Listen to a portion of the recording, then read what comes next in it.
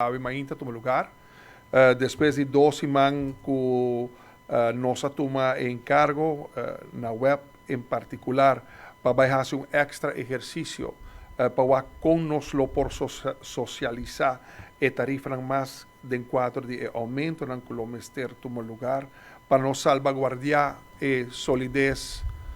futuro de nossa empresa estatal web Almar Utilities.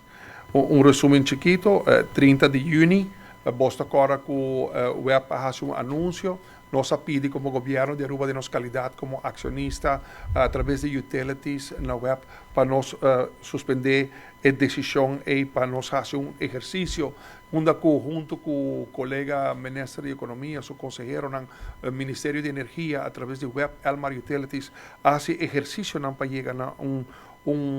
aumento de tarifa que tem em conta que a situação difícil que já acaba nos pueblos e nos países também, onde que preservar se a estrutura vigente de tarifa, onde que basar no princípio que os holders mal paga menos, não somente para hecho que não usa menos, pero também para não ter uma tarifa mais baixa. Os holders mais ancho paga mais, não somente não usa mais, pero a tarifa obviamente está mais alto, porque premia consciência, se um está consciente, obviamente também paga menos. Um que maneira vista de sua forma de gastar água, corrente, está sente que é por assim sem consideração, obviamente, ele refleja em seu recibo de água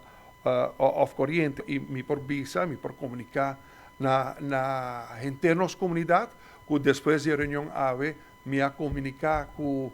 Conselho de Ministros e para qual também nossa tomei decisão para autorizar a implementação de a proposição nova aqui de web na sindicato, na nossa comunidade, que está reduzir o aumento de 38% para 26%,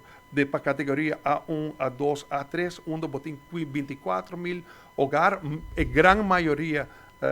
de hogares socializar a tarifa mais e aceita a intenção também de esforço e diálogo com o sindicato.